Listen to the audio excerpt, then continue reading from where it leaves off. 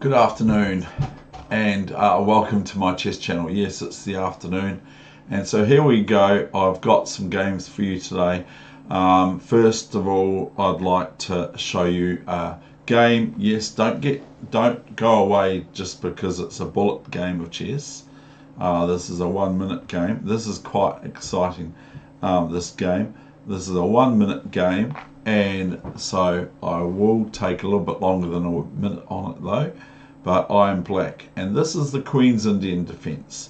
Now the Queen's Indian defense is quite a good little solid opening, and purportedly it's meant to be getting you a draw, but unless you're playing Garry Kasparov, of course, because Garry Kasparov played his thematic d5 break after playing a3 earlier on. So against the Queen's Indian, and I have featured that game on this chess channel, and so but that's another story. This is a 1 minute game that is played between two players similar rating, which my opponent is. So here we go. Let's just get right into this one and just check the engine is off, because otherwise it starts to intrude. So here we go. Now, I've spoken already characteristically about the Queen's Indian opening. Now here white could play e4 now, and then I have to do something about the threat of e5. So bishop b7 will be too slow because e5 will happen, and then it will start to mess around with my pawn situation. Here we go, e3, b7, and now bishop b7. So I've got a kind of a Queen's Indian with the bishop on g5 for white being out of the c1 d2 position. Knight c3.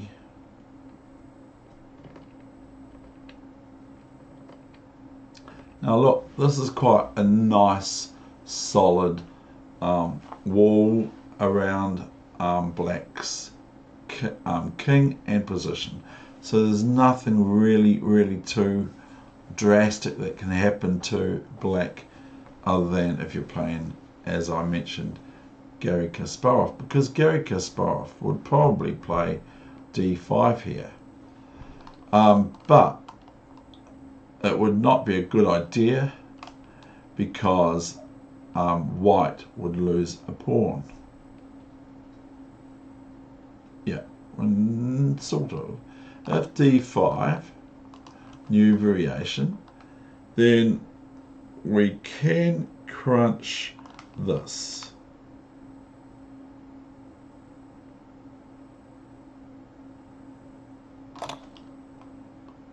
I believe, because after knight d5, although this is a problem, knight d5,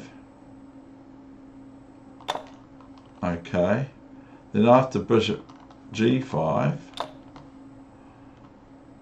and if not, now knight g5, and if queen g5, then we have, oh, we can do it, can't we? Because now that's quite beautiful, isn't it? So here comes the Queen's Indian bishop, okay? The Queen's Indian bishop is not to be underestimated. It's almost like one of my principles: hide your bishops on h1, a1, a2, h2, a7, a8, h7, h8. So anyway, that did not happen. But so there are some wee tricks, but I didn't see that completely, to be honest. But that can happen, that we can just pick up that pawn. b4. So here I take the opportunity of grabbing this hotel room on e4 with knight e4. So this is thematic for the Queen's Indian and for white, this square e4 here. So that's what black's sort of doing, even though it doesn't look like black's doing anything. Now 94 and F5.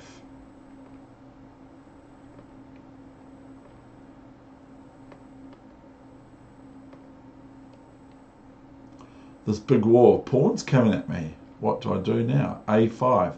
I want to break it up a wee bit. I want to break it up a wee bit. The situation of white's I think Nimzovich called it prophylaxis, but that's more preventative, isn't it? But here comes B5. So this softens white's stretch of pawns across the fourth rank by moving one, even though it looks like this is a good thing. So I think I moved King H8 here, yes. This is just a prophylactic move because I want to be playing moves like E5 and that's the thing, not C5, because if I play C5 then that gives white opportunity to start hammering away at this B pawn, especially with a knight on C4 eventually, and an in-game even as well. So I want to sort of just roll these pawns from E6 to E5 to F4 or something like that. I'm not going to go into complete detail of what I'm going to do.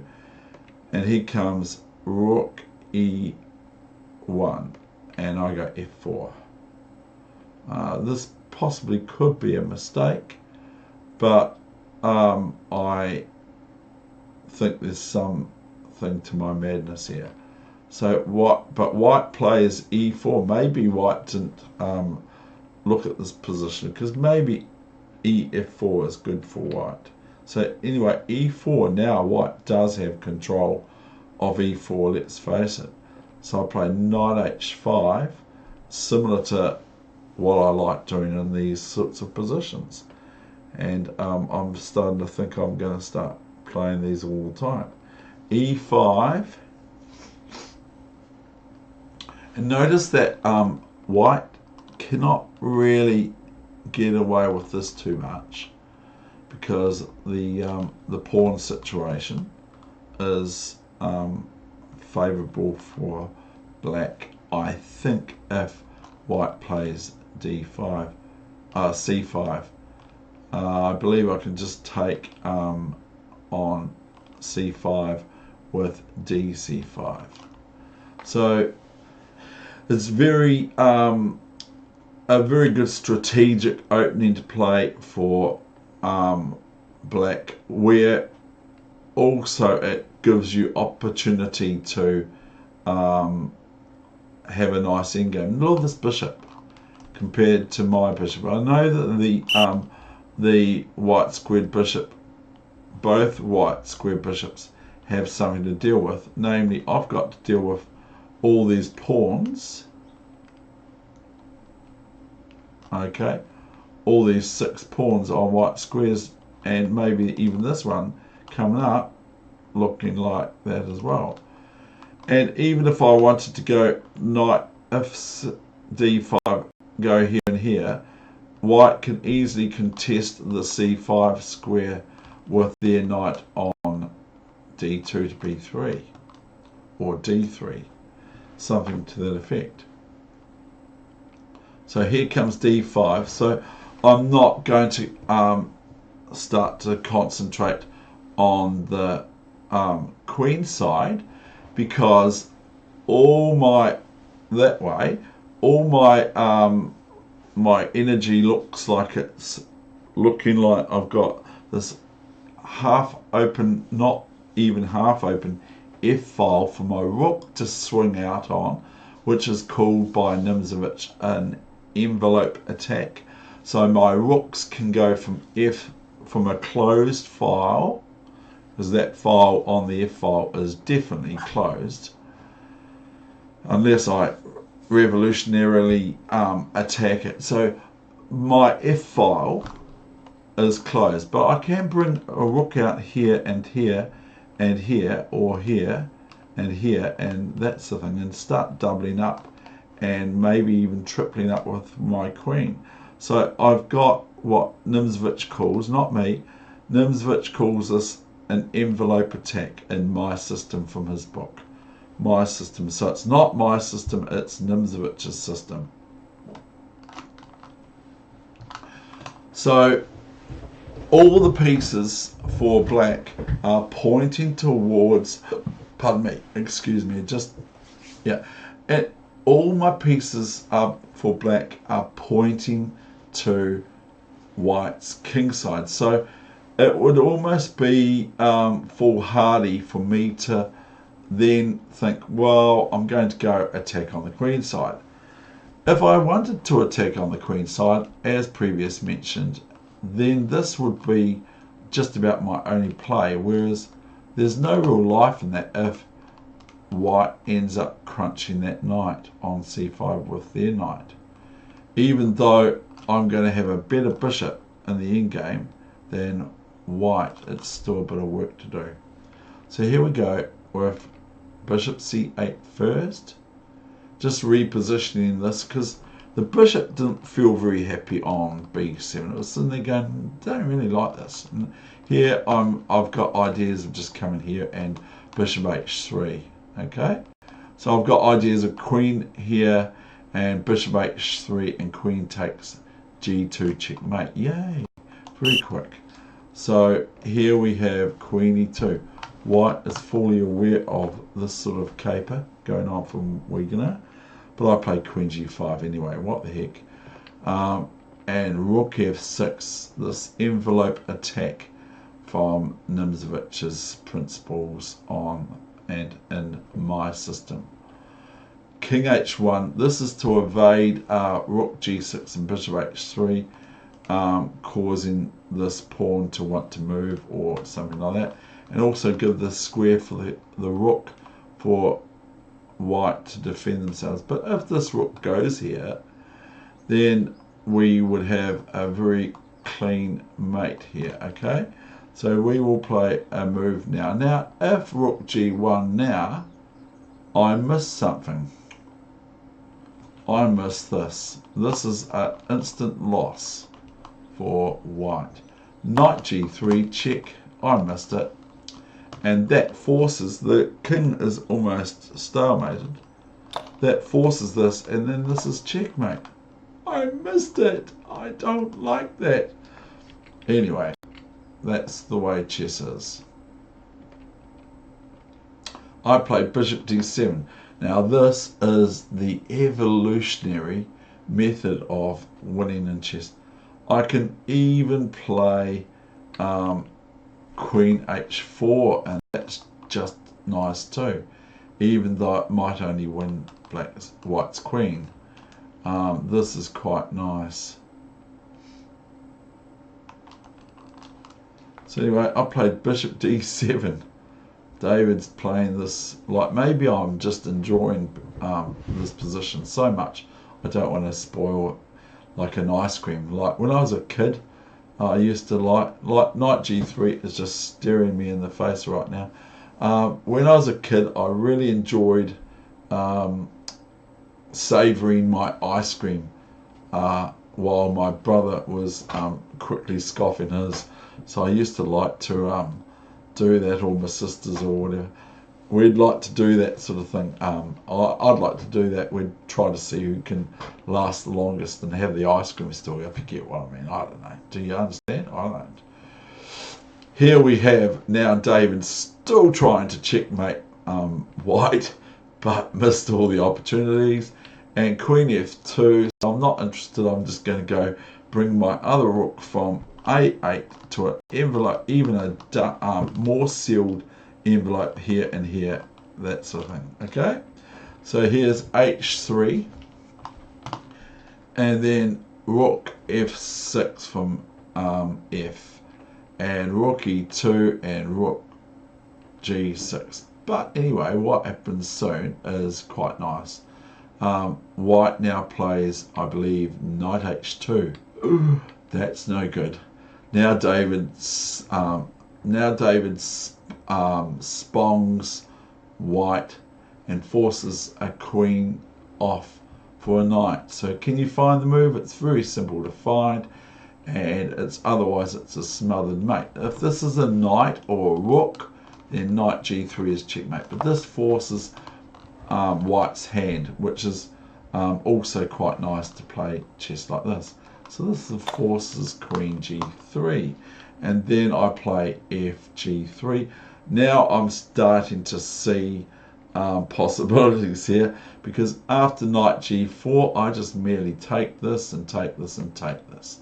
Now I'm threatening rook h3 and then gh3, queen h3, and only move is rook h2, and I can even win this, so that's quite good.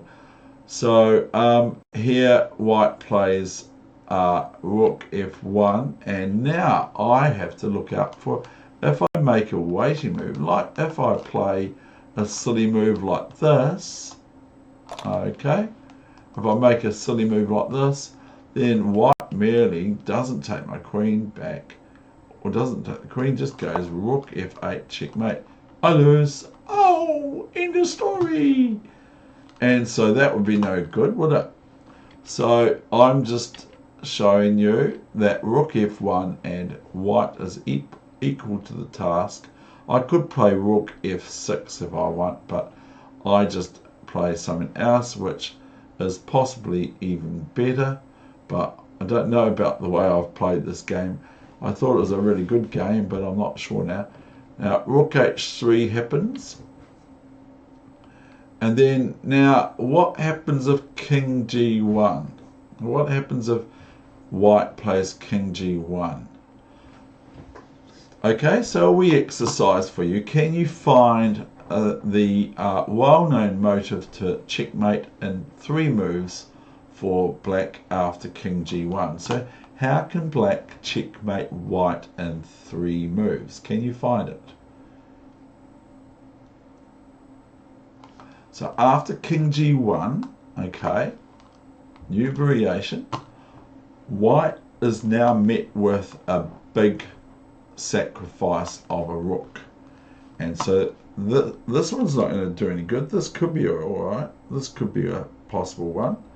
But this one is now, not here because of rook f8 checkmate, but here rook h1 check.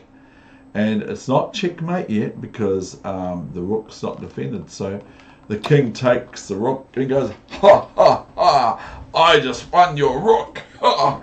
And they have a big party and they drink lots of non-alcoholic drinks.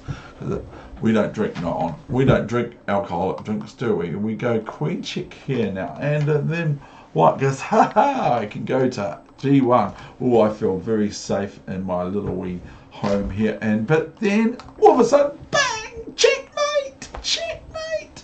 So that's no good, is it?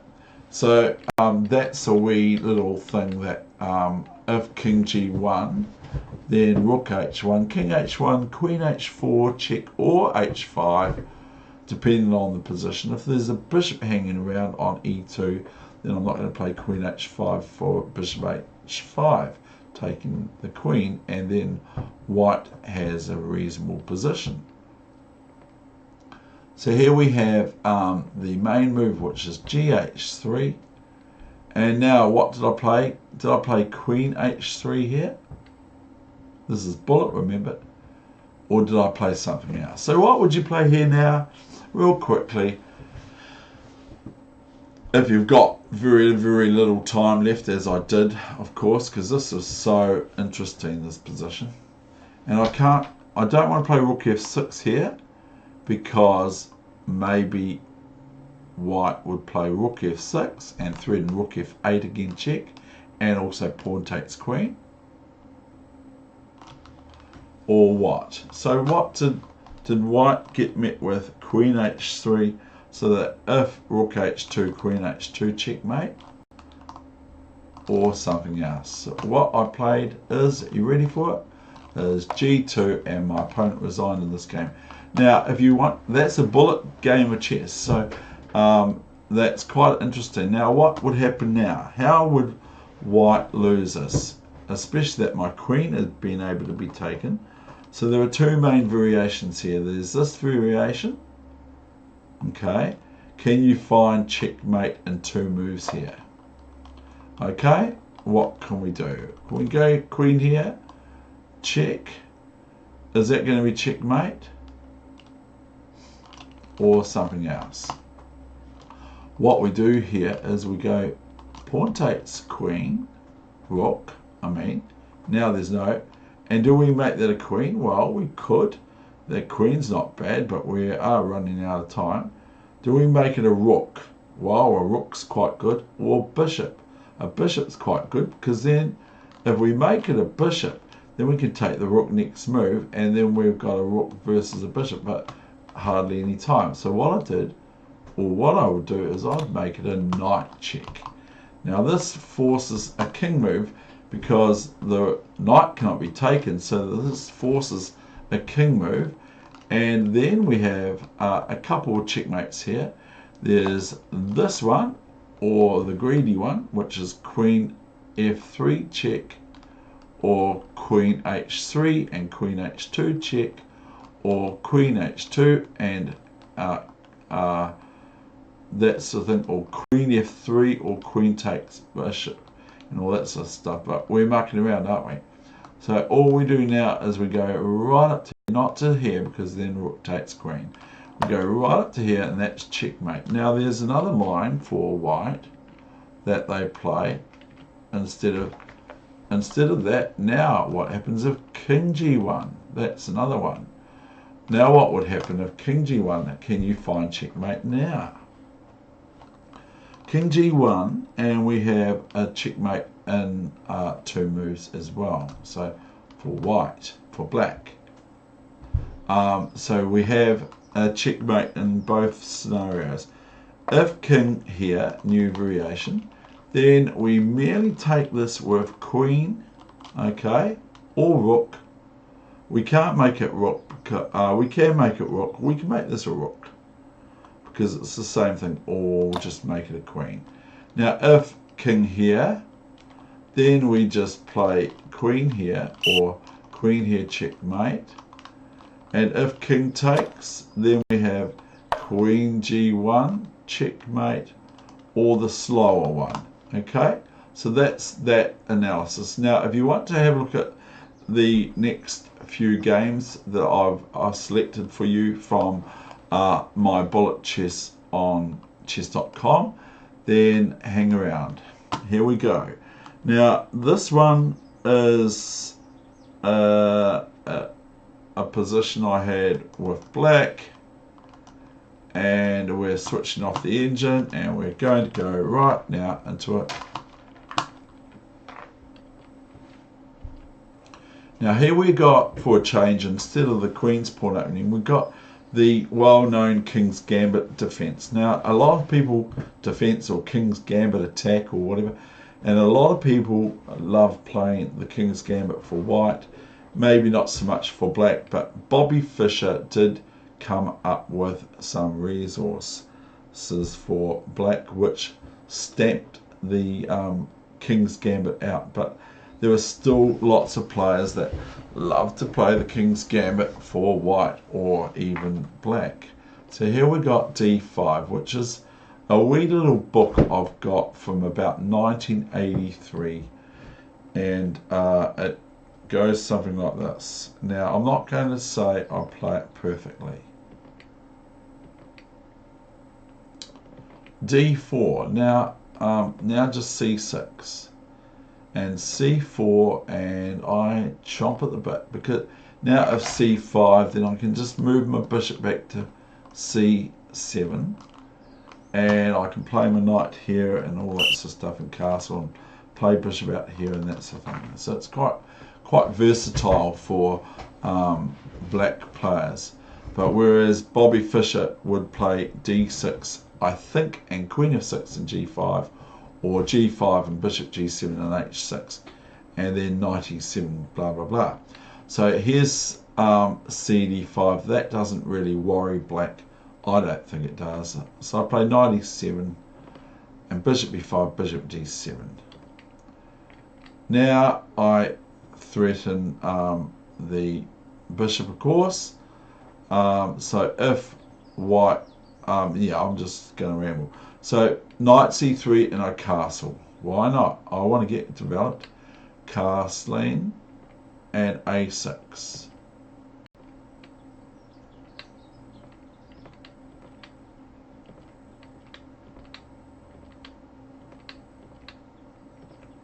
Now, this is what I've been told by a top player from New Zealand chess a long time ago. He said you really seem to like open positions. You seem to do very well. I don't know if I always was suspicious of that, but I think he was telling the truth because I wasn't doing very well in closed positions. So anyway, Queen A1. So what did White play then? Queen D3, Queen A1, Knight D1, Knight G6. Just keep it simple. Queen E5, Knight E3, Rook A D8. Remembering this is a 1 minute game. Knight F4. Now I can just take this pawn on D5 with the knight, not the queen. And that's that one. Now, and so that's checkmate, as you can see. The king cannot move anywhere. The king cannot take the rook. It's too far away. So it's checkmate. Final game, and then that's the end of the session. But this is another Queen's Indian for you.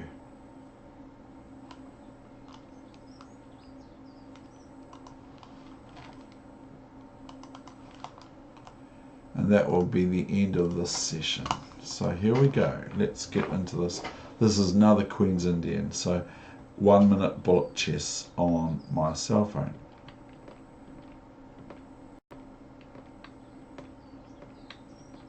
I want to make it under half an hour for a Saturday.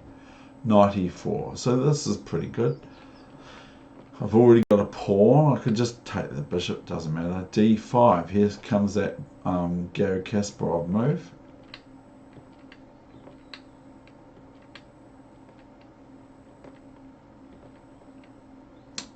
Okay.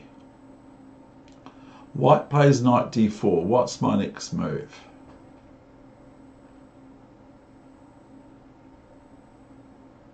Oh, hold on. Yeah. Knight D3. That's right. Because, yeah, Knight D3. Okay. So White plays Knight D4. And I just play Knight D3. And why am I getting keen on Knight D3? Because it was very simple. After Queen D3, I just play a simple idea here is E5, C5. I couldn't play E5 as well, but I play C5. Now this piece is sadly just lost. And I know this is 1 minute chess, but this is how versatile the Queen's Indian opening is. So here comes Rook AD1. That's why all the great players play in it, because it's quite sensible. Now get out of the way, because I don't want to meet now. I don't want to meet this sort of move. Do I? Oh, hold on. I do. It doesn't matter. Because I'll just take the queen, and king takes bishop. No, cancel. Not playing that computer. I played Queen C7. I saw a train come in, but there wasn't one. Queen C6. Now I threaten in 1 minute chess. Queen G2 checkmate. And guess what? White does now. White plays Rook G3. So White's now playing an envelope attack, aren't they?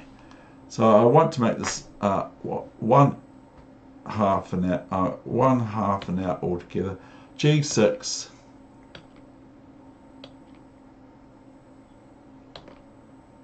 Here we go again. History never repeats. Look, another piece now, because now the rook can just take here. So here we go. Let's finish this. And then I'm going to checkmate. Okay, that's the end of the session. I've kept it under half an hour. Bye.